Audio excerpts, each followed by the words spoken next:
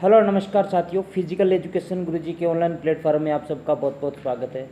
राजस्थान के अंदर डीपीएड के फॉर्म कब से शुरू हो रहे हैं, फॉर्म भरना कब से शुरू होंगे, कैसे अप्लाई कर सकते हैं, कॉलेज कैसे मिलेगी और आपको फिजिकल के अंदर क्या क्या करना होगा, डिटेल से इस वीडियो के अंदर मैं आपको जानकारी देने वाला हूँ। वीडियो के एंड तक बने रहिएगा। तो चलिए, सबसे पहले आपको जो लंबे समय से इंतज़ार था कि सर राजस्थान के अंदर जो डीपीएड है उसके ऑनलाइन आवेदन कब से शुरू होंगे, यानी 31 जुलाई से आपके ऑनलाइन आवेदन हैं जो भरने शुरू हो जाएंगे।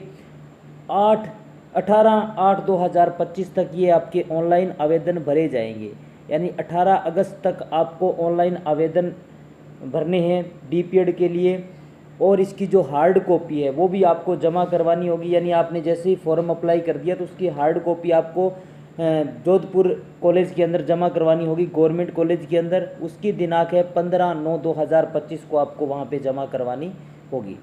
चलिए, ये हो गया बात आपको ऑनलाइन आवेदन की। अब आपको जो मुख्य बातें ध्यान में रखनी है वो भी यहाँ पर आपको ध्यान में होनी चाहिए।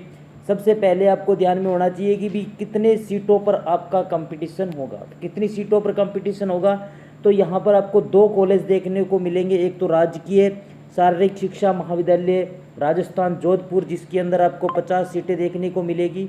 दूसरा रीजनल टीटी कॉलेज प्रतापगढ़ के अंदर, उसमें भी आपको 50 सीटें देखने को मिलेगी। शिक्षा विभाग राजस्थान बीकानेर, दोनों का आपको ये देखने को मिलेगा। लेकिन कुल सीटों की यहाँ पर बात हो रही है 100 सीटों पर, यानी आपके यहाँ पर आवेदन कितनी सीटों पर लिए जाएंगे, 100 सीटों के ऊपर आपके आवेदन लिए जाएंगे। और इसके अंदर शैक्षणिक योग्यता आपके पास क्या क्या होनी चाहिए। तो देखिए, शैक्षणिक योग्यता की बात करते हैं तो आपके पास 10+2 यानी 12वीं आपकी कंप्लीट हो जानी चाहिए। ठीक है, 10+2 आपकी कंप्लीट होनी चाहिए। और आपकी जो 10वीं है, 10वीं की देखिए न्यूनतम शैक्षणिक योग्यता में प्राप्त प्रतिशत अंकों में से अधिकतम अंक 20 सेकेंडरी के और 20 अंक सीनियर सेकेंडरी के, यानी आपने जो कुल अंक प्राप्त किए हैं उसमें से 20 अंक यानी अधिकतम के 20% निकाल कर आपको ऐड किए जाएंगे 10वीं के और 12वीं के दोनों के। उसके आधार पर आपकी इसमें मेरिट निकाली जाएगी। यहाँ तक क्लियर हुआ। अब देखिए, पूरक परीक्षा में जो अंक प्राप्त किए हैं उन्हें न मानकर उत्तीर्ण संबंधित विषयों में न्यूनतम अंक व परीक्षा के अन्य विषयों को जोड़कर प्रतिशत वरीयता दी जाएगी। यानी यदि आपके किसी में आपके अंक पूरक परीक्षा में जो अंक है वो आपको ऐड नहीं किए जाएंगे, जो आपने उत्तीर्ण किए हैं उन्हीं अंकों को जोड़कर आपकी मेरिट बनाई जाएगी। और इसमें देखिए, एनसीसी वालों को भी बेनिफिट मिलने वाला है भाई। एनसीसी अंक निर्धारण प्रशिक्षणार्थियों को एनसीसी एवं खेल सर्टिफिकेट के अनुसार अंक दिए जाएंगे। देखिए, एनसीसी यदि ए सर्टिफिकेट है तो 4 अंक, बी सर्टिफिकेट है तो 6 अंक दिए जाएंगे। तो ये एनसीसी वालों को भी इसमें काफ़ी बेनिफिट मिलने वाला है। और इसके अंदर जो SC ST के अंतर्गत आते हैं उनको छात्रवृत्ति का भी राज्य सरकार के द्वारा प्रावधान है, यानी प्रथम वर्ष आपको 16,350 रुपये और द्वितीय वर्ष भी आपको 16,150 रुपये देने का प्रावधान है, जो आपको शैक्षणिक शुल्क के अंदर छूट होगी।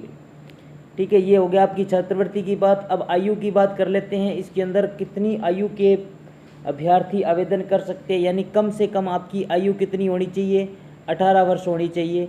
अधिकतम कितनी होनी चाहिए, 23 वर्ष होनी चाहिए।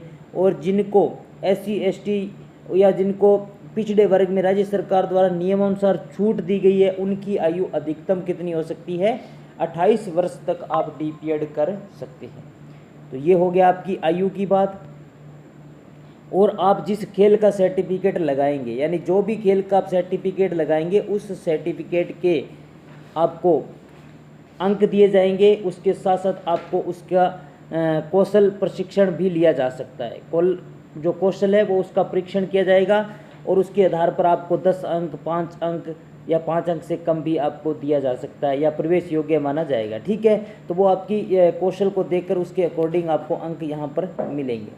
शारीरिक क्षमता परीक्षण यानी फिजिकल फिटनेस टेस्ट के आपको कम से कम 40 अंक लाने अनिवार्य है, तभी आप उस रेस के अंदर दौड़ सकते हैं। 5 टेस्ट आपको पास करने अनिवार्य है।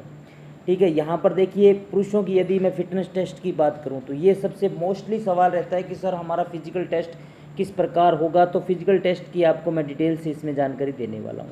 देखिए, यहाँ पर आपकी एक तो 100 मीटर दौड़ होगी, जिसके अंदर यहाँ पर आपकी टाइमिंग दे रखी है। तो आप 100 मीटर दौड़ की तैयारी शुरू कर दीजिए, गोला फेंक की तैयारी शुरू कर दीजिए, लंबी कूद की तैयारी शुरू कर दीजिए, ऊंची कूद की तैयारी शुरू कर दीजिए। 800 मीटर दौड़ भी होगी। यानी आपके इसके अंदर कुल कितने इवेंट्स होंगे? 5 इवेंट्स आपके करवाए जाएंगे। यानी आपको 100 मीटर दौड़ की एक तो तैयारी करनी है, गोला फेंक की, लंबी कूद की, ऊंची कूद की और 800 मीटर की। और इसके अंदर अंक दिए गए हैं कि आप कितने 100 मीटर कितने सेकंड में करते हैं, गोला फेंक आप कितने मीटर तक फेंकते हैं, और लंबी कूद आप कितनी कर पाते हैं, ऊंची कूद कितनी कर पाते हैं, सब मीटर के अंदर दे रखा है। 800 मीटर आप कितने मिनट के अंदर कंप्लीट करते हैं। तो इनके आपको कुल आगे अंक दे रखे हैं, यानी कम से कम आपको 40 अंक तो लेके ही आने हैं। ये है पुरुष वर्ग का। यानी पुरुष वर्ग को 5 इवेंट्स के अंदर भाग लेना है। इन 5 इवेंट आपके सामने हैं, इसका आप स्क्रीनशॉट ले सकते हैं या फिर इसको आप देख सकते हैं। इसको देख के आप अपनी तैयारी को निरंतर शुरू कर दीजिए। तो अब महिलाओं की बात कर लेते हैं। महिलाओं के लिए देखिए, महिलाओं के लिए भी 5 इवेंट्स होंगे और इनके अंदर जो टाइमिंग है उसमें थोड़ा बदलाव किया गया है। देखिए, महिलाओं के लिए 100 मीटर दौड़ होगी, गोला फेंक होगा, लंबी कूद होगी, ऊंची कूद होगी, और यहाँ पर पुरुषों की 800 मीटर थी, महिलाओं की यहाँ पर 200 मीटर दौड़ होगी। सेकंड के अंदर यानी 25 सेकंड के अंदर करते हैं तो आपको पूरे अंक दिए जाएंगे। फिर 27, 29 आप जितने भी सेकंड के अंदर करते हैं उसकी आपको एडवांटेज मिलेगी। दौड़ के भी यहाँ पर सेकंड दे रखे हैं 100 मीटर के। तो आप अपनी तैयारी अभी से शुरू कर दीजिए, क्योंकि आपके फॉर्म भरना शुरू हो जाएंगे, फिर आपको पास समय नहीं बचेगा। तो इसको थोड़ा इजी में नहीं लेके आप इसको मेहनत से तैयारी करोगे तो आपका फिजिकल आराम से क्लियर हो जाएगा। ठीक है। अब देखिए, फिजिकल के समय या फिर प्रैक्टिकल के समय आपको जो ड्रेस कोड रहेगा वो क्या रहेगा। तो इसके अंदर आपके नेवी ब्लू फुल पैंट, सफ़ेद टी शर्ट पुरुषों के लिए, पूरी आस्तीन ब्लेज़र, सफ़ेद जुराब, काले जूते, पुलिस वाले कस्सेदार काला बेल्ट, ये पहन के जा सकते हैं।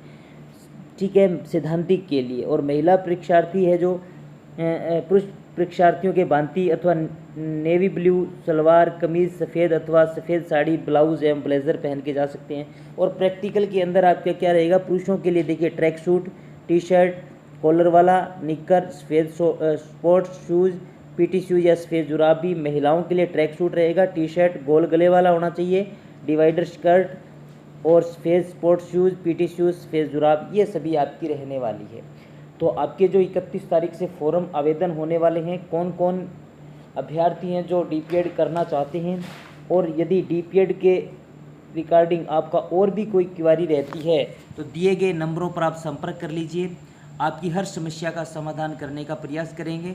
उम्मीद करते हैं कि आपको जानकारी अच्छी लगी होगी। जानकारी अच्छी लगी है तो चैनल को सब्सक्राइब करके अपने सभी साथियों तक शेयर कर दीजिए जो अभी 12वीं करके आए हैं। जय हिंद, जय भारत, वंदे मातरम।